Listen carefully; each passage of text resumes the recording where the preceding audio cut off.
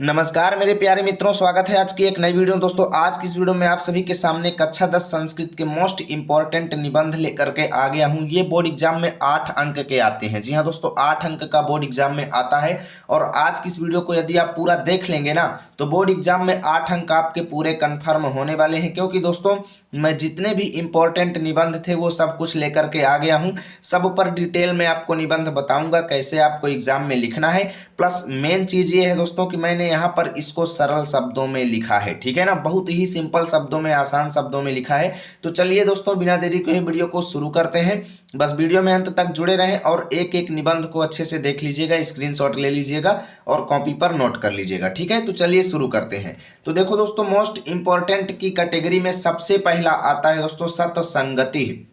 इसको कहें दोस्तों तो ये बहुत ही ज्यादा इंपॉर्टेंट है, बहुत ही ज्यादा, ठीक है ना। तो कैसे लिखेंगे चलो देखते हैं। सत्पुरुषाणाम संगति सतसंगति कथयते, ठीक है। यानी कि सज्जनों की संगति जो होती है वो सतसंगति कहलाती है, ठीक है। सज्जना नाम संगति सुखकरी भवति, यानी सज्जनों की संगति जो होती है सुखदायक होती है। सत्संगया जनः उन्नति पदम प्राप्नोति, ठीक है ना। यानी अच्छी संगति की वजह से व्यक्ति जो होता है वो उन्नति पद प्राप्त करता है, यानी ऊंचा स्थान प्राप्त करता है समाज में, ठीक है। सतसंगति ही नरस्य सर्वान मनोरथान पूरयति, यानी सतसंगति ही होती है, यानी किसी भी व्यक्ति की अगर अच्छी संगति है तो वो उसकी सभी मनोरथों को यानी सभी मनोकामनाओं को पूरा करती है, ठीक है। सतसंगति नरस्य सम्मानम वर्धयति, यानी सतसंगति माने अच्छी संगति करने से व्यक्ति का सम्मान बढ़ता है, ठीक है। क्योंकि अगर दोस्तों आप किसी अच्छे व्यक्ति के संग रहेंगे तो लोग आपको भी अच्छा समझेंगे, वहीं पर अगर आप किसी बुरे व्यक्ति के संग रहेंगे तो लोग आपको भी बुरे कैटेगरी में समझेंगे, ठीक है ना। इसलिए दोस्तों संगति जो होती है वो हमारे ऊपर बहुत प्रभाव डालती है और संगति अच्छे व्यक्ति को बुरा बना सकती है, बुरे व्यक्ति को अच्छा बना सकती है। तो दोस्तों संगति पर विशेष ध्यान दीजिएगा, ठीक है। आगे लिखेंगे कि सत्संगत्याः प्रभावेन दुष्टाः सज्जनाः भवन्ति, यानी सत्संगति के प्रभाव से दुष्ट व्यक्ति भी सज्जन हो जाते हैं। और सत्संगत्या नराणाम अज्ञानम पापम अधर्मम च नश्यति, यानी सत्संगति जो होती है ये व्यक्ति के अज्ञान को, पाप को और अधर्म को दूर करती है या नाश करती है, ठीक है। अतः अस्माभिः सदा सत्संगः कार्यः, अतः हम सबको हमेशा अच्छी संगति करनी चाहिए। कुसंगः च सर्वथा परित्याज्यः, बुरी संगति को हमेशा त्याग देना चाहिए, नहीं तो हम भी उन्हीं की तरह हो जाएंगे, ठीक है। इतना आपको लिखना है। देखिए 8 सेंटेंस आपको लिखना है, ठीक है। देखो 8 से कम होंगे तो आपके मार्क्स कटेंगे, 8 से ज्यादा हो जाएंगे तो ये मत समझना कि एक्स्ट्रा मार्क्स मिलेंगे, बिल्कुल नहीं मिलेंगे। 8 अंक आपको पूरे मिलेंगे, ठीक है। तो कम से कम 8 वाक्य आपको लिखना है। अगर आप अपना नंबर कटने से बचाना चाहते हैं तो आप 9 वाक्य कर दीजिएगा, सबसे अच्छा, ठीक है। स्क्रीनशॉट ले लो। उसके बाद चलिए चलते हैं अगला। मोस्ट इंपॉर्टेंट है परोपकारः, कहें तो बहुत ही ज्यादा इंपॉर्टेंट है, दूसरा नंबर मोस्ट इंपॉर्टेंट, ठीक है। तो कैसे लिखेंगे कि परेशान उपकारः परोपकारः कथयति, यानी दूसरों का उपकार ही परोपकार कहलाता है। परोपकारः मानवस्य एकः उत्तमः गुणः अस्ति, यानी परोपकार जो है मनुष्य का एक उत्तम गुण है। परोपकारेण जनेषु सुख शांति वृद्धि भवति, यानी परोपकार के द्वारा व्यक्ति के सुख और शांति में वृद्धि होती है। परोपकारिणः जनाः परोपकारिणयो प्रसन्नाः भवन्ति, यानी परोपकारी लोग जो होते हैं परोपकार के द्वारा ही खुश होते हैं। प्रकृति अपि परोपकारस्य एवं शिक्षाम ददाति, यानी ये जो हमारे आसपास का पर्यावरण है, प्रकृति जो है ये भी परोपकार के द्वारा हमें शिक्षा देती है। परोपकारेण जनः सर्वाः संपदा लभते, यानी परोपकार के द्वारा व्यक्ति सब कुछ प्राप्त कर लेता है, यानी सभी धन संपदा प्राप्त कर लेता है। न केवलम मनुष्याः अपितु प्रकृति अपि परोपकारेण रता दृश्यते, यानी केवल मनुष्य ही नहीं अपितु प्रकृति भी परोपकार में लगी हुई दिखाई देती है। क्योंकि नद्यः स्वयमेव जलम न पिबन्ति, नदी जो होती है अपना जल स्वयं नहीं पीती है। वृक्षाः स्वयं फलानि न खादन्ति, वृक्ष स्वयं अपने फल नहीं खाते हैं। तेषां फलानि च परोपकाराय एव भवन्ति, उसके फल जो होते हैं परोपकार के लिए ही होते हैं, ठीक है। अतः अस्माभिः अपि सदा परोपकारः करणीयः, अतः हम सबको हमेशा परोपकार करना चाहिए।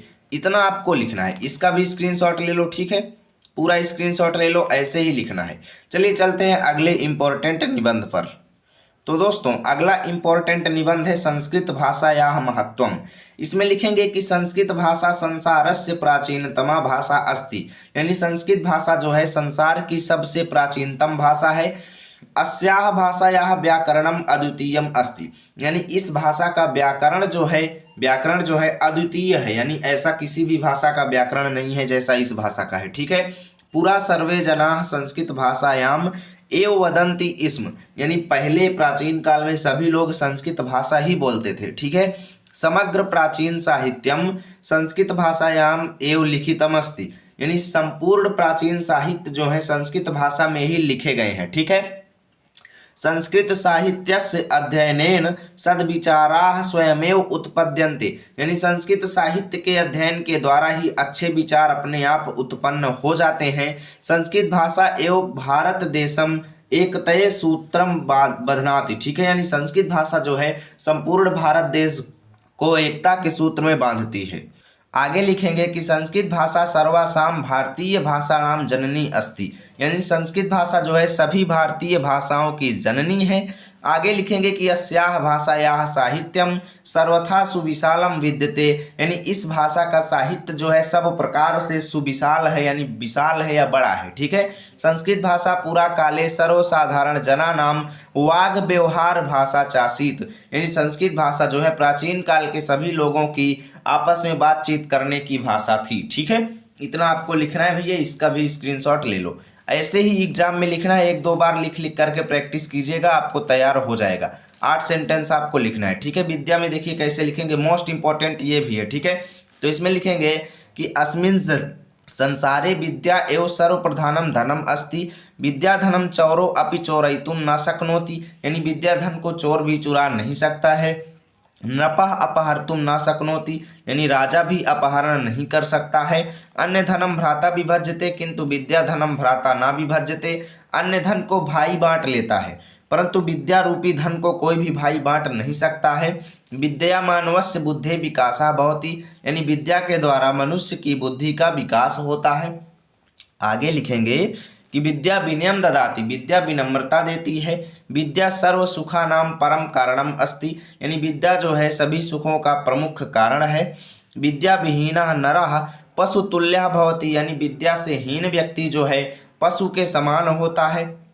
आगे लिखेंगे कि विद्या तो निरंतरम अभ्यासेन परिश्रमेण व प्राप्तुम शक्यते, यानी विद्या जो है लगातार अभ्यास और परिश्रम के द्वारा ही प्राप्त की जा सकती है। अतः ज्ञानस्य उपयोगः मानव कल्याणाय एव भवेत्, अतः ज्ञान का उपयोग मनुष्य के कल्याण के लिए ही होता है। एतदर्थम गंभीरतया विवेचनीयम, इस पर हमें अच्छे तरीके से विचार करना चाहिए। ठीक है।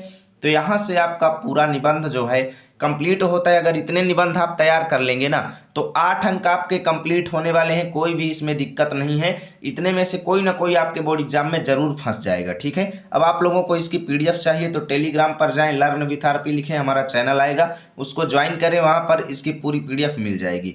मिलेंगे आपके साथ अगले वीडियो में, तब तक के लिए जय हिंद जय भारत।